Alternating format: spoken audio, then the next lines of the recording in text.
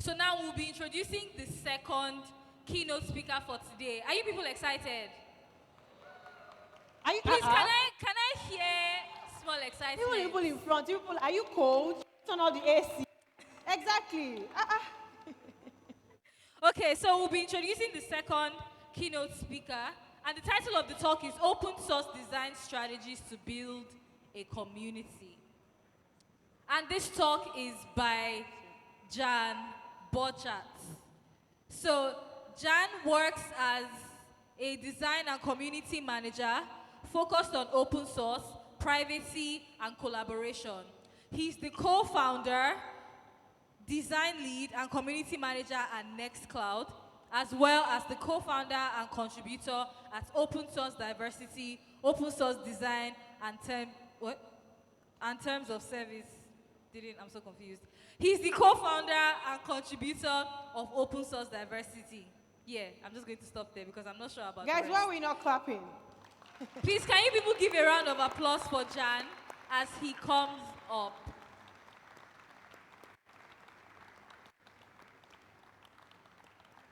Please continue clapping.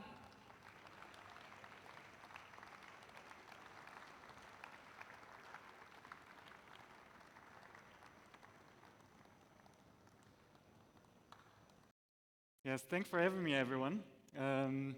We're gonna set it up a bit, but then it will start in a minute. Maybe I already can have a show of hands. Who of you is maintaining an open source project? Yeah? That's everyone? And who of you wants to contribute to an open source project? Great. So talk to each other. Yeah? That's a good start. So, the slides are not showing correctly, actually.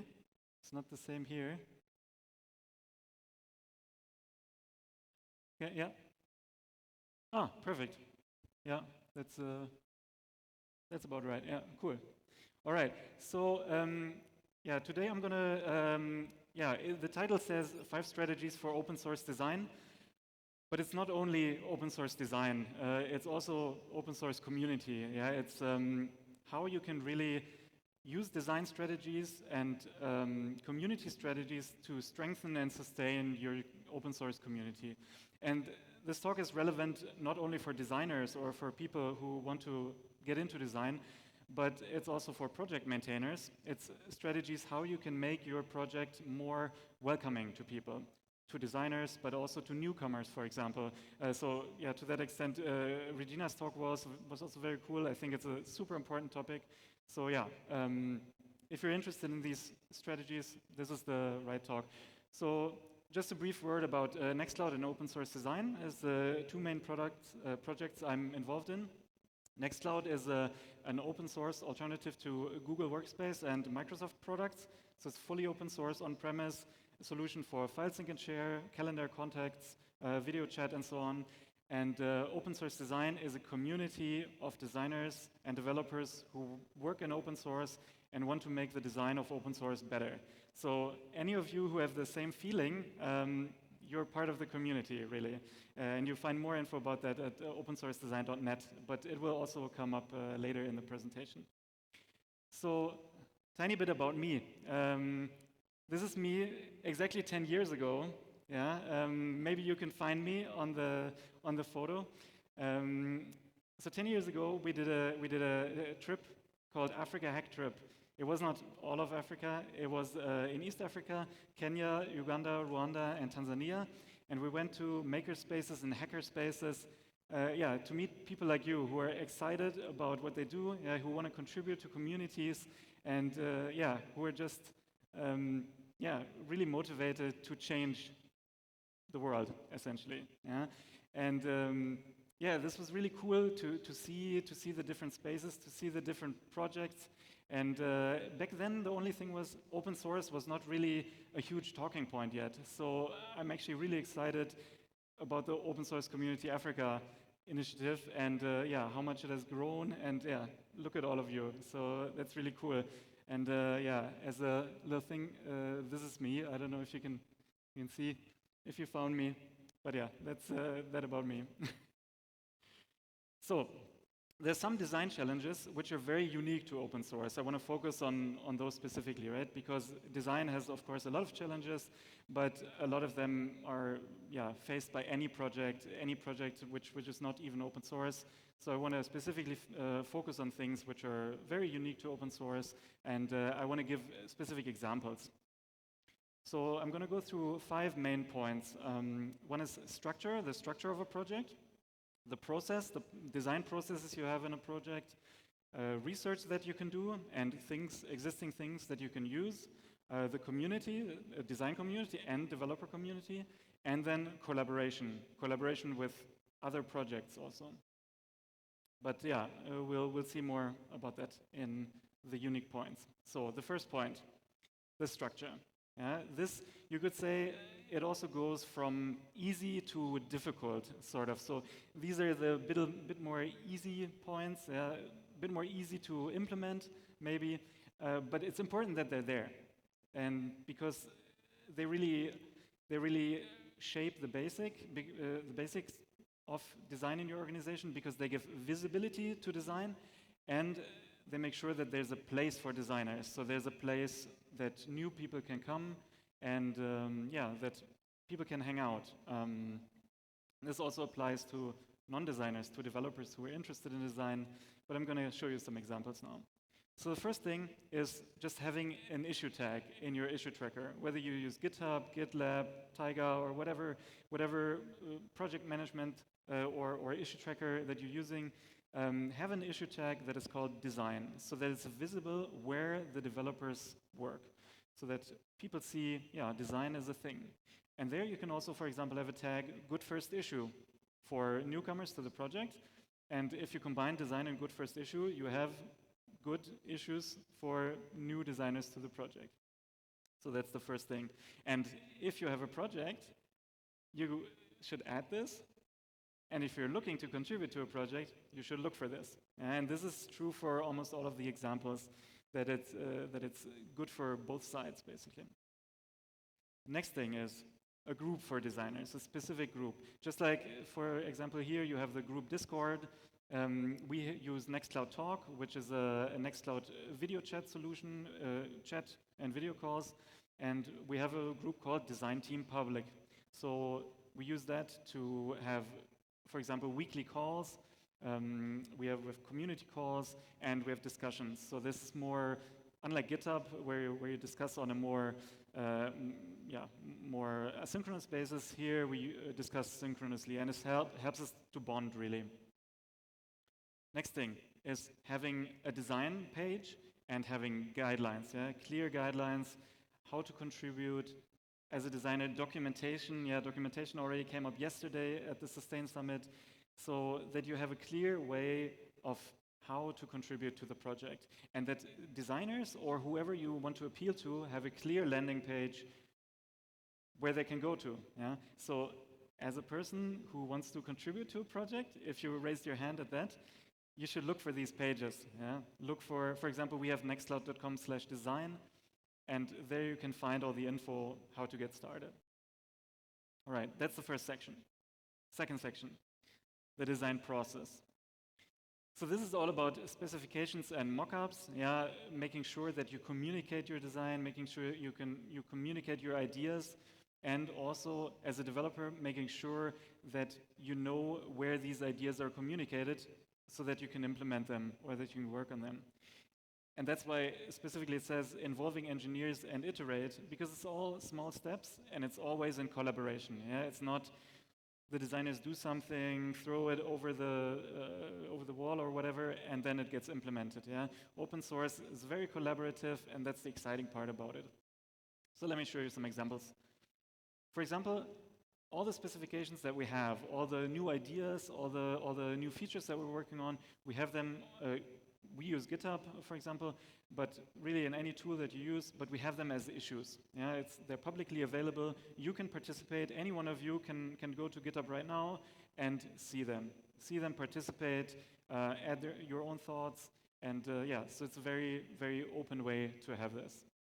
And then the next thing, featuring our dear friends from Penpot, is we do mockups in an open source tool, yeah, if you don't know about it yet. Penpot, an open source mockup app. You can find out more about it later, not later, tomorrow. Tomorrow morning, they will have a workshop. And yeah, it's a tool which lets you make mockups together as a team. Yeah? We use it all the time. We use it for all our mockups. And then when we have the mockups, we put them into issues. And for that specifically, I'm very happy to announce also, it's very fresh, hot off the press.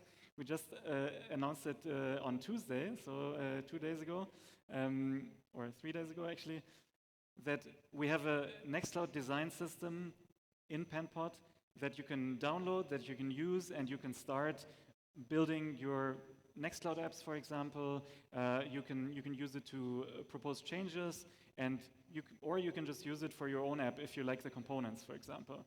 And yeah, Penpot also has a lot of other libraries and templates that you can use, and this is really the beauty of open source and open source design as well. Yeah, you can find more about that at nextcloud.com/design. So, third topic.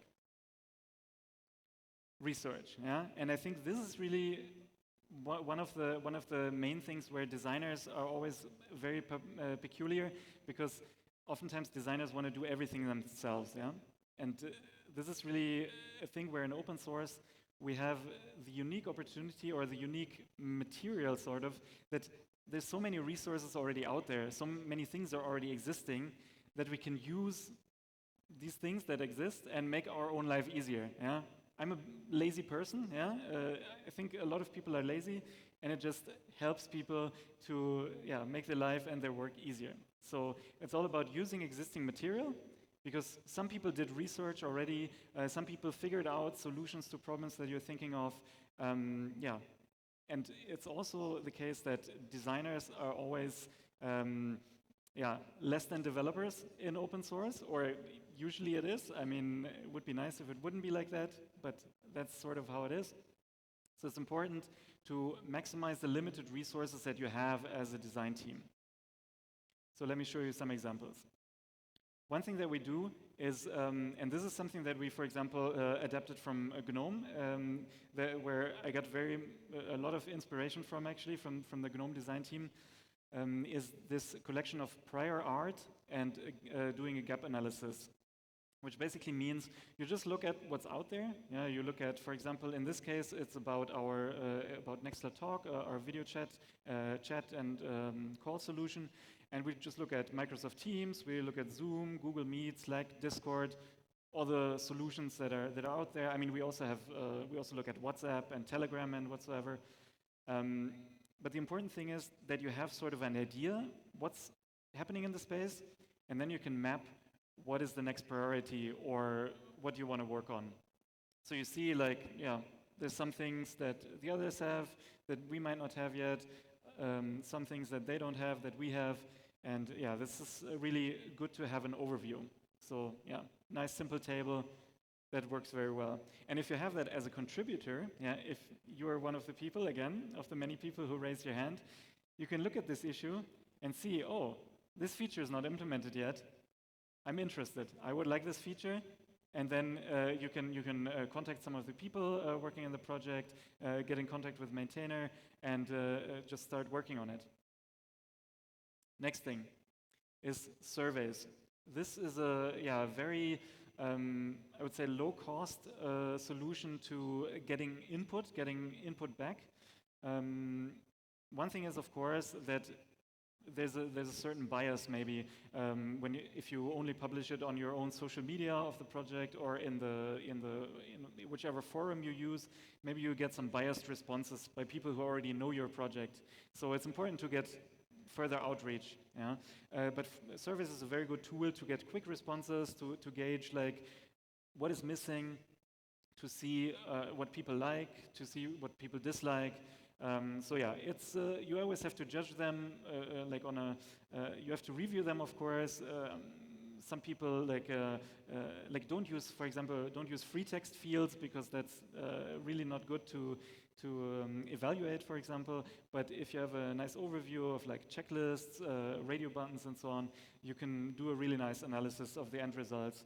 And for example, we also did it for our own solutions. We have the specific software called Nextcloud Forms, which is basically a Google Forms alternative. And we did a survey in Nextcloud Forms about Nextcloud Forms. So yeah, yo dog, I heard you like forms. So that's that example. We did it for Nextcloud Social as well, and also for Nextcloud Deck, which is our Kanban solution. And it's, yeah, we get like a few hundred responses, and that allows us to do a next iteration, or helps us, is one of the things, one of the inputs. Next example is usability testing. Yeah, this was also mentioned, for example, yesterday. Yeah, usability testing is not a thing that is often done in open source, also because it requires a bit more investment. And in this case, we did some usability testing in collaboration with Ura Design, which is an open source design agency. And what I really like about this here is the way that it's presented. So it's really easy to see that you have the tasks, and then you have each of the participants in the columns, and then you see color-coded where the problems occurred. So in this case, you can see sharing a form and analyzing the results is actually really difficult. Yeah? So it allows you to easily see, even as a person who never did a usability test before, the results are quite clear and quite clearly communicated. So usability testing, as long as you do it in a quick way and with experienced people, you can also do it yourself, of course. Need to watch out for some things, but usability testing is a really cool tool. All right, that is that section. Next one, fourth section, is the community, and this is of course very, very important. First of all, hi everyone. Yeah, I mean, it's all about you. Yeah. And one of the important things is, of course, to get people excited about the design, yeah? So that designers really want to contribute to your project, but also that people who are more developers, engineers, that they are also excited about the design, yeah? That they really feel that it's a good design, that it's a reasonable design, that it makes sense, and that they would also like to implement it and work on it. And also the important thing is to involve a wider community, that you don't only work in your project. Maybe you have a company with a project, and you end up a bit falling into the trap of focusing most on the employees, but it's always important to involve the wider community. And I'm going to show you again some examples here. So one thing that we did, I teased it a bit before, we have this design group, or this design talk conversation. And one thing that we do is design review calls. It's regular design review calls. We do it every Tuesday at a certain time. We have 1 hour for a review call.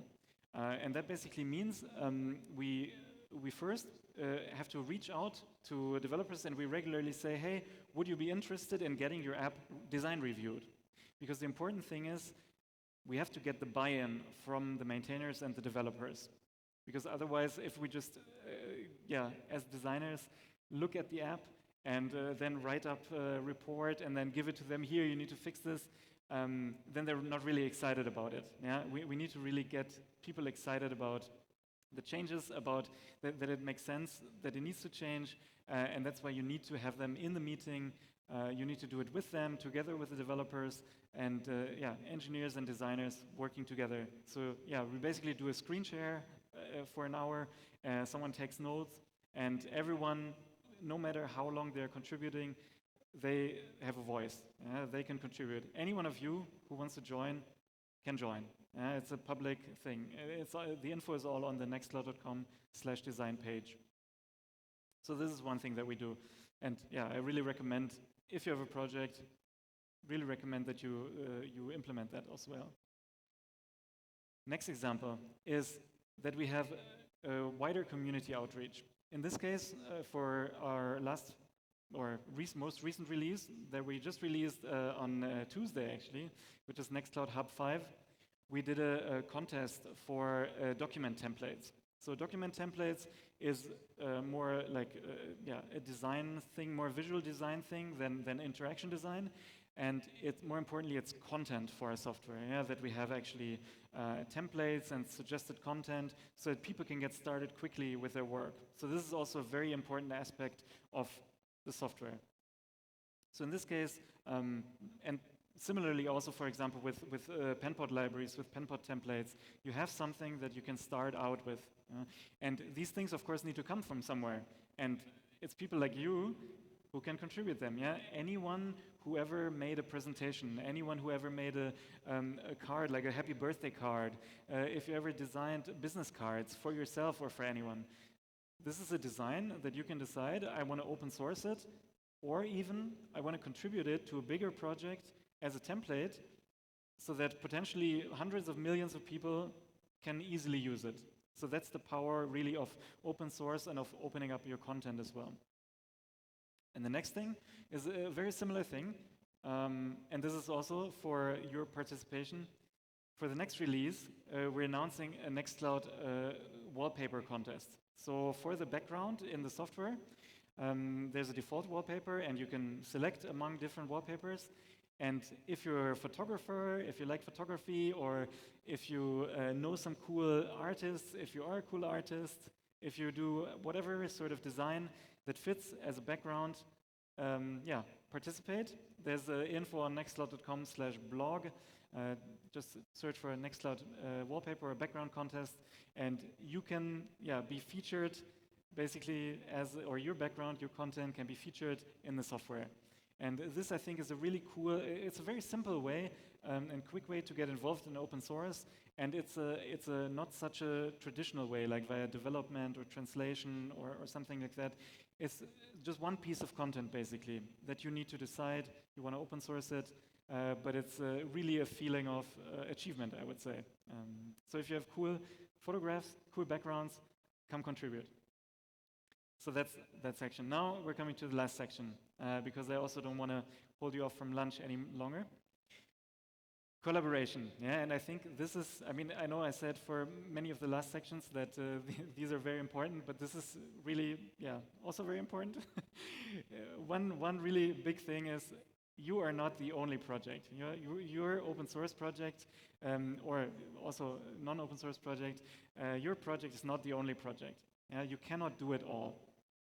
So you really have to engage with the community of developers, community of designers, and more importantly even, you have to do partnerships with other projects, with other open source projects. Preferably, of course, there's also integrations possible with closed source projects, like we have integrations with Google and other things as well, but more importantly even, it's with the open source projects. Because then you can have your entire ecosystem, and it's all open source, and it's all the different apps that you need, and they're all nicely connected. Because that's in the end what user experience is. It's either it's reduction onto one tool, which is basically impossible, or it's really tight integration among the different tools that people happen to be using. So let me show you again some examples here. And these are some more examples. So the first one is that we have a collaboration with Collabora, which are the makers of Collabora Online and LibreOffice.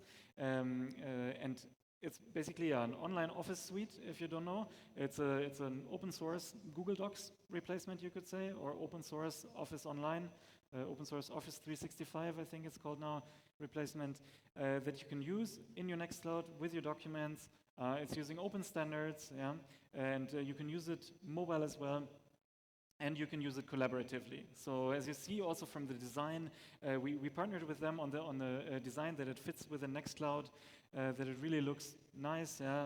So this is something that is really important to partner with others, because we're not going to write our own Office suite. It's just much too difficult to do.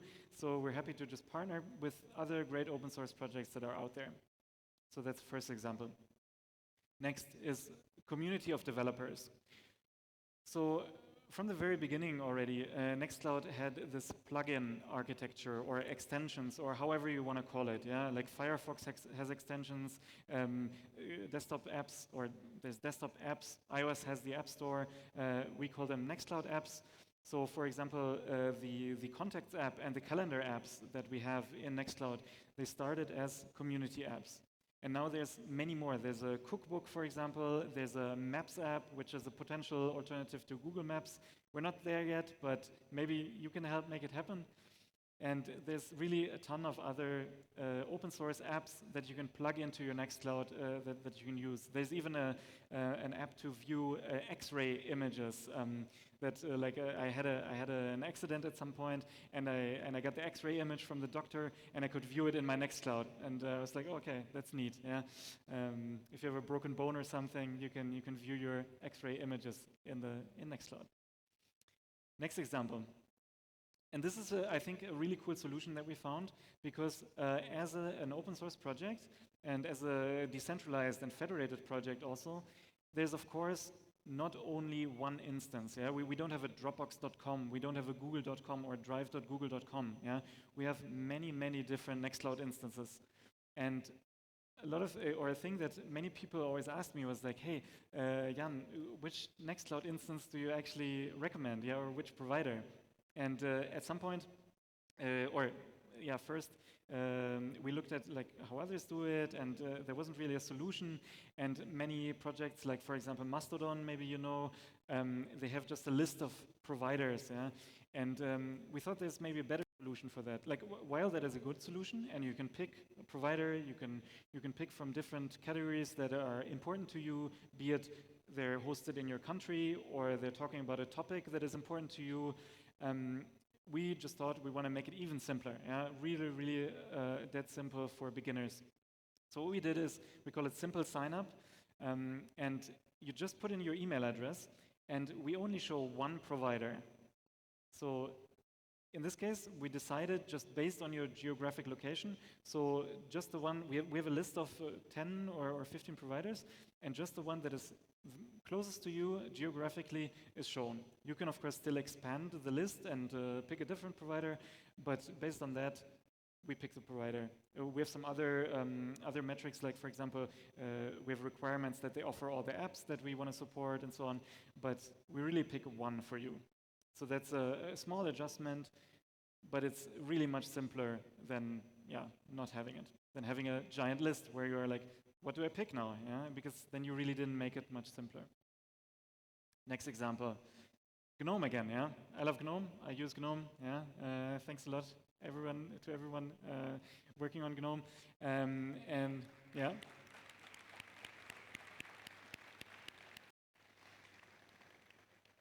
So I was like, I mean, my entry into open source and to open source design also went through GNOME a little bit, and I was at some of the conferences. And one of the things that we then did is that we have this nice integration with GNOME online accounts. So if you use GNOME, maybe you saw this, yeah, or also in Ubuntu, I think it's the same. It shows you this pop-up when you install it newly. And you can sign in, of course, in Ubuntu, single sign-on, Google, but then Nextcloud, yeah, it's right up there. And this is because we talked with them, yeah, because we did a, and yeah, because we really just made it happen. And this is a really cool collaboration that it synchronizes your contacts, your calendar, and everything. And it's really the power of having a platform, a desktop, that we, of course, we couldn't have developed that on our own. It doesn't make any sense. Yeah, we're a web app and we have mobile apps, but not for everything that GNOME offers in this case. And again, here, your ecosystem is fully open source. And in a similar vein, maybe you know EOS. It's an operating system that is based on Android, which offers a ton of open source apps, which is basically a simple mobile phone experience. Oh. Sorry, the slides went out. Yeah, it's a mobile operating system. I mean, yeah, you saw the image maybe. And they also, for example, use Nextcloud Notes as a Notes app in this case. And then there's also the open source design community. I already mentioned it in the beginning. It's opensourcedesign.net. Slides are not back. So yeah, it's just opensourcedesign.net. You can have stickers. I have stickers with me. And this is a wider community of designers excited about open source. So that brings me to the end of the points. And the one thing I think I want to close with It's now not on the banner, but the slide says design. Yeah. So I think design or design strategies, they are mostly focusing on building a product. Yeah. But open source design strategies, they really focus on building a community and an ecosystem. And I think this is the important difference between just regular design and design in open source. Building a community and an ecosystem and sustaining it. Thank you.